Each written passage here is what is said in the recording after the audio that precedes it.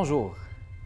La fusion de l'art et de la culture génère bien souvent de nouvelles formes d'intervention culturelle à travers la médiation culturelle comme moyen d'interaction continue entre artistes, citoyens et élus. Il n'en reste pas moins vrai qu'un plan d'action culturelle devrait être de mise dans ce processus pour réussir à la fois cette fusion et cette médiation. Nous avons le plaisir d'accueillir Leïla Lidini, poétesse et artiste peintre intuitive, fusionnant art et culture, allant de l'art primitif, figuratif, calligraphique jusqu'à l'ethnographique. Sa passion l'entraîne dans une exploration multiculturelle absolue. Ayant fait des études en droit, en psychologie, en design graphique ainsi qu'en action culturelle, elle est chargée de projets en médiation culturelle et sociale. Elle opère dans ces milieux en analysant et en mettant en place des stratégies d'intervention, de mise en marché, ainsi que la promotion et la diffusion artistique dans son site de diffusion culturelle Eva Cult. Elle est également cofondatrice de E-Journal Embargo. Ici Kamal Benkiran, bienvenue chez Art et Lettres. Leïla, bonjour. Bonjour. Au plaisir de t'accueillir chez Art et Lettres. Leïla Liadini, artiste, peintre et poétesse. On va parler aussi de la poésie, on va vous écouter durant l'entrevue avec ça. Vous êtes une artiste peintre aussi vous fusionnez art et culture. Dans quel sens? En fait, ce que je fais, c'est de la médiation culturelle. Donc, je vais utiliser l'art comme médium en fait, pour diffuser un peu la culture des autres, de plusieurs communautés. Donc, parce que c'est plus facile de connaître la culture à travers l'art. Okay. Donc, ça passe mieux. On arrive à transmettre le message peut-être à 80%. C'est pas comme si on écrivait un texte, chacun l'interprète à sa façon, mais quand ça passe par l'art, tout ce qui est visuel, ça passe mieux. Donc, vous vous définissez d'abord comme artiste peintre? Oui, c'est comme ça que je me suis retrouvée en fait dans le domaine. Et vous avez commencé par la peinture, j'imagine. Votre rapport, oui. à quel âge à peu près? Moi, j'ai grandi dans ma famille, il y a beaucoup d'artistes et tout, j'ai baigné dans ça. Mais la vérité, j'ai commencé vraiment à peindre qu'à l'âge entre 20 et 25 ans. C'est ça, c'est là où ça a été. Donc, dans les débuts vingtaine. Oui. Puis, il y a votre rapport à la poésie. Donc, est-ce que vous êtes venu à la poésie à travers la peinture? Non, la poésie, par contre, c'était ma façon pour m'exprimer, pour extérioriser mes sentiments. Et c'est venu aussi par rapport à ce que je voyais dans ma société, ce que je voulais revendiquer. Donc ça passait mieux, j'arrivais mieux à m'exprimer quand j'utilisais les mots à travers la poésie. Leïla, on vous a vu aussi assez actif dans les milieux des galeries et de l'art visuel en général. Peut-être vous êtes, je ne sais pas si vous me corrigerez, vous êtes coordonnatrice à Vue d'Afrique. Coordonnatrice, médiatrice culturelle. Médiatrice culturelle. Oui, parce que je travaillais pour les musées d'art, pour les galeries avec Vue d'Afrique et j'ai représenté beaucoup d'artistes étrangers et québécois. Très bien. Quand vous dites médiatrice culturelle, on parle de médiation culturelle. Comment est-ce que vous définirez la médiation culturelle par rapport à votre approche? On va dire que c'est une façon de vulgariser l'art, d'être l'intermédiaire entre l'artiste et le public. Parce que les artistes en général, ce n'est pas des gens qui s'expriment beaucoup là, donc il faut toujours que les gens qui viennent, qu'ils soient familiarisés avec l'art de tel ou tel artiste là pour mieux cerner un peu le message qu'il a envie de transmettre. Donc la médiation dans un certain rapport peut-être entre l'art ou entre les artistes et les citoyens? Oui, c'est exactement ça. On joue le rôle d'intermédiaire en fait. Et puis votre rôle au niveau du festival Vue d'Afrique, donc comme coordonnatrice et médiatrice culturelle, donc est-ce que vous travaillez au niveau surtout de la relève ou bien au niveau des artistes peintres qui sont issus des communautés? Non. Par exemple, pour Vue d'Afrique, on a été confrontés en fait à toutes sortes de publics. Les artistes aussi, on avait des gens qui étaient de renommée, mais aussi des nouveaux, pas forcément ceux qui viennent de la minorité visible, mais c'était à peu près tout le monde. Donc c'est ça. Tout le monde, oui. Oui. Mais il n'y a pas un focus précis sur quel type Non, parce que d'artiste. le rallye, ça dure pendant 6 mois, donc on passe par tous les Vous volets. passez par toutes les étapes. Vous êtes chargé de projets de médiation culturelle et sociale et vous avez travaillé dans l'action culturelle. L'action culturelle. Pensez-vous qu'on peut faire la différence entre les deux? Action culturelle et médiation culturelle? Non. D'ailleurs, l'action culturelle, actuellement, c'est une nouvelle formation qui est offerte à UQAM, mais on va commencer à la voir de plus en plus dans les autres universités parce que ça touche vraiment la culture. Là, on est vraiment dans l'organisation, la diffusion artistique, mais dans le domaine artistique et culturel. Donc, l'action culturelle, qu'est-ce qu'elle touche plus exactement? Est-ce qu'elle touche au niveau Parce que quand on parle d'action, peut-être il y a des plans. Est-ce qu'elle parle d'un plan d'action? C'est la planification. L'organisation, c'est vraiment quelqu'un qui est sur le terrain, qui est actif, qui agit. Ce n'est pas juste des idées. C'est pas, par exemple, dans le domaine de la communication, de la publicité, on a des concepts. Mais l'action culturelle, c'est qu'on va être beaucoup plus proche des citoyens. Voilà. Adapté, par exemple, pour le même message, on ne va pas s'adresser à toutes les catégories pareilles. Oui. Donc, on s'adapte pour chaque société, pour chaque communauté, pour le même message. Exactement, parfait. Donc, vous, comme artiste peintre, avez-vous déjà exposé ici à Montréal? Oui, plusieurs fois. Plusieurs fois. Votre première exposition, vous vous rappelez, c'était où? C'était à METEC. J'ai eu une très bonne expérience. Et moi, je m'attendais parce qu'ici, à Montréal surtout, c'est plus... le style épuré, c'est ce qui marche le plus, style moderne et tout. Sauf que moi, ce que j'avais exposé, c'était plus un style ethnographique.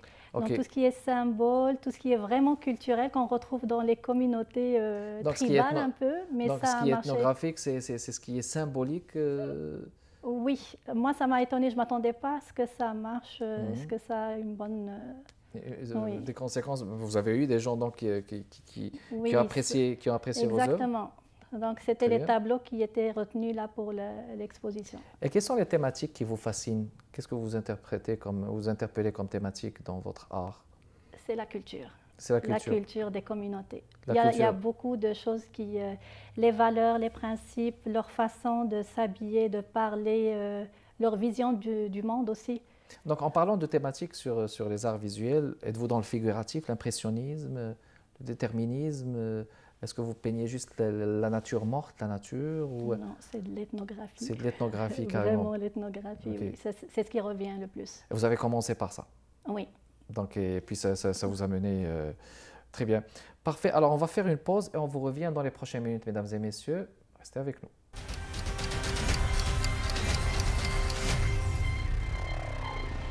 On est de retour, mesdames et messieurs, dans le cadre de Arts et Lettres avec notre invitée Leïla Liadini. On parlait tout à l'heure de médiation culturelle, mais tout à l'heure en discutant, il y a une question de goût, de réception, comment les gens interprètent l'art, comment ils le reçoivent. Ce n'est pas toujours similaire, hein, les goûts diffèrent à ce niveau. Oui, c'est juste que les gens ils croient que l'art c'est réservé à une élite et qu'il faut qu'ils soient initiés pour apprécier de la même façon alors que ce n'est pas vrai. Donc normalement, c'est notre culture, notre vécu en fait qui influence nos choix, nos goûts. Notre réalité. Donc, oui. Oui. D'ailleurs, j'ai une petite définition si vous voulez que je vous la lise. Oui, bien sûr, on vous écoute. Ok. Donc la culture, les origines, le niveau et domaine d'études, ainsi que la classe sociale, influencent nos goûts et nos orientations artistiques, de même à d'autres niveaux. Il va de soi que l'on ne peut ignorer l'impact d'un milieu sociétal sur notre façon d'être, de part que les sentiments émanant également du vécu dans un milieu précis, influencés par l'entourage qui façonne la personnalité des individus qui y vivent et côtoient une communauté dite. Le choix, par exemple, d'un genre artistique ou littéraire repose sur notre bagage culturel ou expérience de vie quotidienne ou sentimentale. L'appropriation donc d'une chanson, d'un style littéraire ou d'un fanatisme ressenti envers un artiste n'est guère désintéressé. Il est au contraire bien fondé et se nourrit du sentiment, de l'état d'esprit et l'image que représente cette œuvre et qui fait appel à nos souvenirs et notre état d'âme. comme la haine ou le dégoût ou n'importe quel autre sentiment. Donc, et souvent, ce sentiment n'a rien à voir avec l'artiste en soi, mais il est question d'une affaire personnelle surgissant d'un traumatisme antérieur ou n'importe quel durant le personnel. Donc, je comprends, c'est des réflexions personnelles? Oui. C'est des réflexions personnelles qui de vous, Leila Liadini. Donc, c'est sûr que l'impact du vécu, de l'environnement, de la réalité, de la mémoire, du passé, tout ça, donc, ils ont une influence pour que l'art puisse sortir. Oui, exactement. Et même les gens, par exemple, les visiteurs ou les amateurs d'art, quand ils viennent, ils se retrouvent dans ces arts grâce à ça. Sauf que nous, le travail, la médiation culturelle, c'est effectivement de leur faire connaître d'autres choses que ce qu'ils connaissent déjà. Parce qu'ils vont être attirés par des choses où ils se reconnaissent. Oui. Donc, alors que d'autres nous, choses comme quoi, par exemple? Ben, je ne sais pas, moi, si un tableau, par exemple, il représente le malheur d'une communauté, par exemple, lui, ça va lui rappeler, par exemple, ce qu'il a vécu, alors que, par exemple, dans un autre, c'est la joie. Voilà. Il faut qu'il soit... C'est ça. C'est ça notre rôle, c'est vraiment d'être... C'est un éventail qu'il faudrait qu'il... C'est ça le mot, donc c'est un éventail. Donc, ce n'est pas contradictoire, mais c'est complémentaire. Complémentaire, Vous avez quelque chose, mais il y a de l'autre bord quelque chose qui pourrait donc être un supplément, un complément donc, à cela. Votre site de diffusion, Eva Cult, c'est bien ça. Donc, un site de diffusion culturelle. Voulez-vous nous en parler? Oui, en fait, ce site, d'ailleurs, il sera en ligne en 2019, bientôt. Donc, c'est evacult.com. Ça, c'est un site de diffusion artistique et culturelle. Donc, tous les artistes peuvent passer leur... on fait la promotion des artistes, quel que soit leur niveau, leur notoriété sur le marché.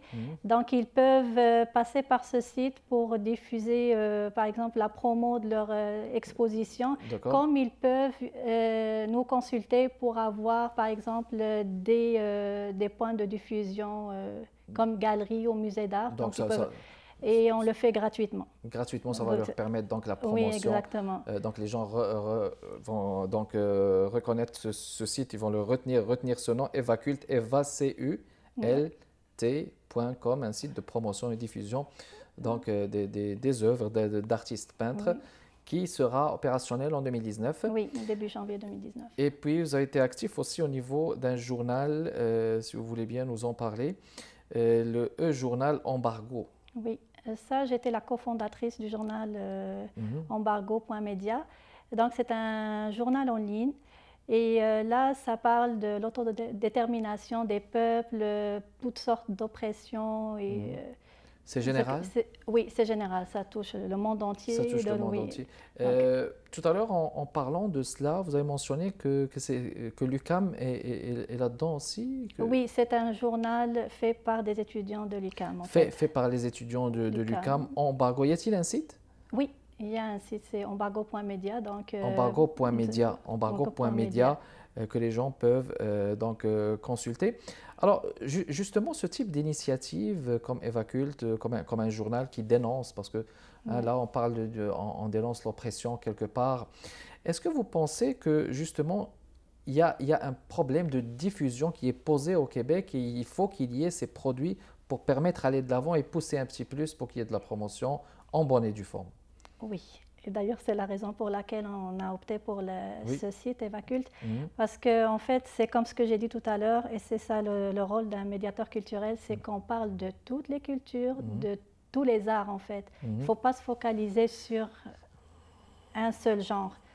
Et c'est de là que c'est notre but en fait. C'est le but. Alors, Evacult et le journal Embargo, pensez-vous qu'il manque ce genre d'initiative au niveau du secteur ou du champ de la médiation culturelle? Oui, énormément. Il y a un manque. Oui. Ça fait 2 ans que je suis sur le terrain et c'est ce qu'on a remarqué. C'est ce que vous avez remarqué. Pourquoi, à votre avis, il y a un manque? Parce qu'il y a une élite, en fait, c'est elle qui prend le pouvoir de prendre les décisions, en fait, dans le choix, que ce soit pour l'artiste ou pour le genre ou le style artistique à diffuser. Oui. Donc, c'est comme ce que je vous ai dit tout à l'heure, ils choisissent toujours quelque chose qui leur ressemble plus, auquel ils ont été identifiés depuis l'enfance. Donc, c'est difficile de changer vers autre chose. Et là, on est au Québec, on parle de multiculturalisme, Oui. donc c'est la moindre des choses qu'on reconnaisse La de mosaïque toutes les culturelle. Oui, exactement, parce que c'est Exactement. une richesse. C'est une richesse tout à fait. Donc, choisir ce qui permettra à tout le monde de se reconnaître dans cette mosaïque. Je vous souhaite bonne continuation à travers Merci. ces deux beaux projets. On n'oubliera pas aussi que vous êtes dans la poésie. On va pouvoir aussi donc vous écouter parce que vous avez eu le plaisir et la gentillesse de ramener quelques extraits de vos textes. Oui. Mais on va le faire après la pause publicitaire, mesdames et messieurs. Restez avec nous.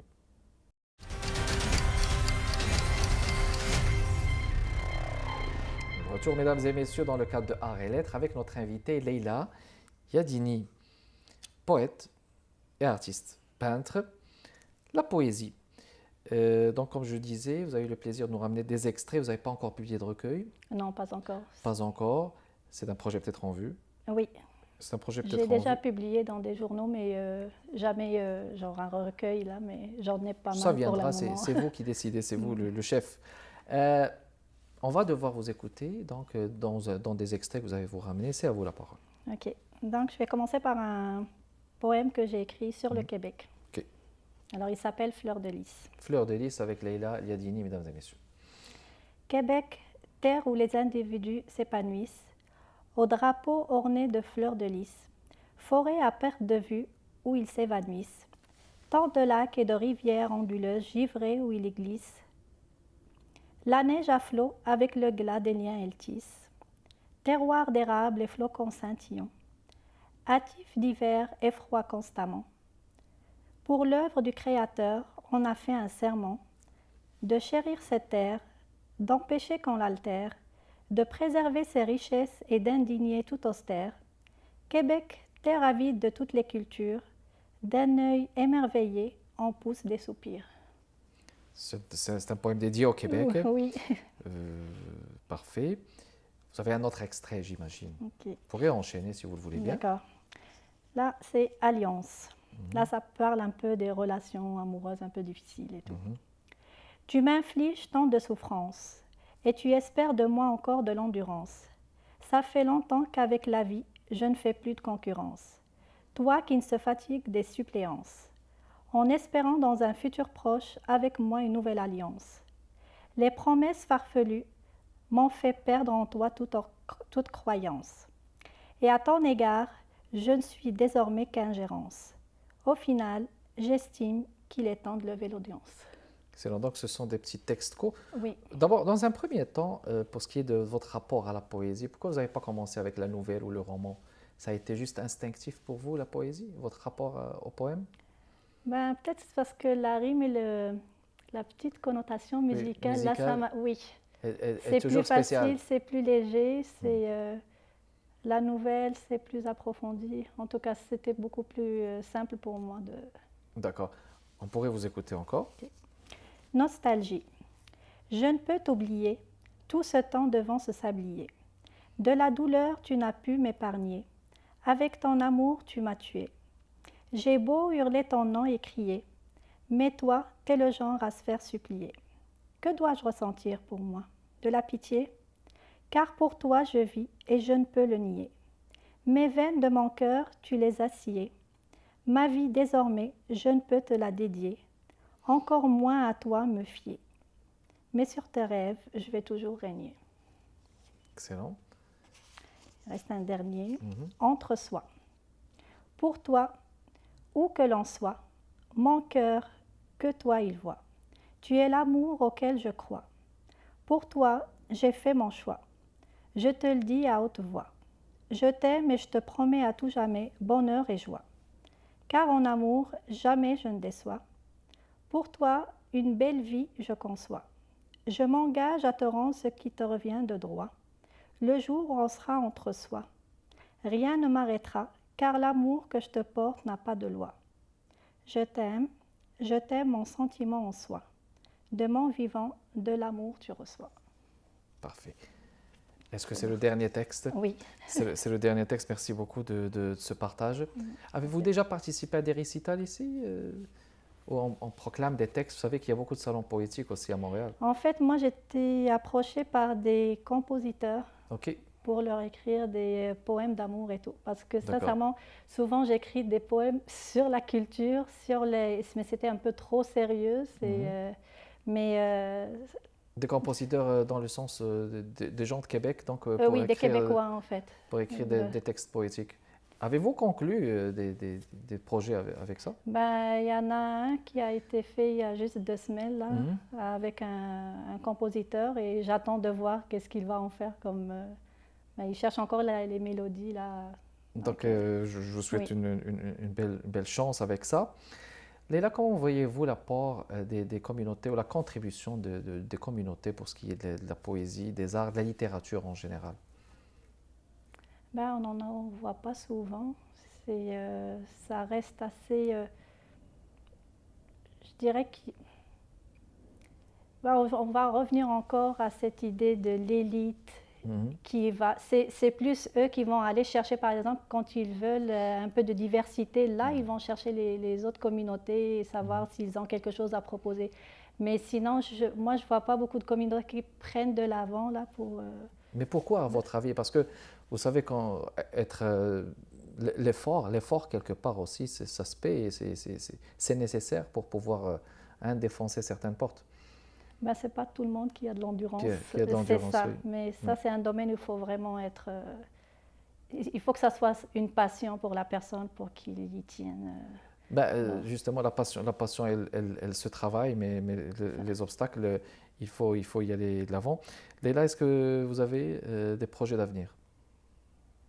Oui, j'aimerais pour l'avenir avoir ma propre galerie pour pouvoir donner la chance vraiment à tout le monde.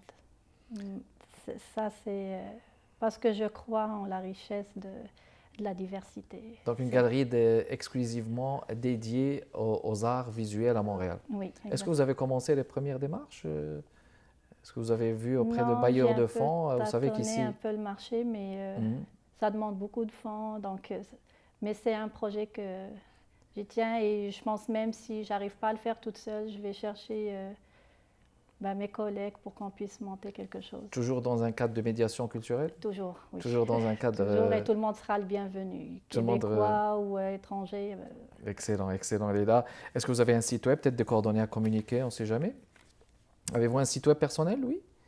Non, je n'ai pas de site web personnel, mais comme je vous ai dit, evacult.com, ça va être là pour tous les artistes qui veulent nous contacter pour qu'on leur trouve des places de diffusion ou qu'ils ont besoin de conseils, parce que je fais ça aussi. En fait, je fais de l'assistanat aux artistes. Okay. Et c'est vrai qu'ils m'ont souvent dit que normalement, les agents, ils ne faisaient pas ça. Mais moi, en tant qu'artiste, je sais que la personne elle a besoin d'aide, de soutien pour qu'elle soit... Excellent. Oui. Je vous souhaite une bonne continuation. Merci de passer nous voir, Leïla. Merci à vous de m'avoir invité. C'était tout le temps qu'on avait, mesdames et messieurs. Merci beaucoup de votre fidélité. Kamal Benkiran avec vous chez Art et Lettres. À la prochaine.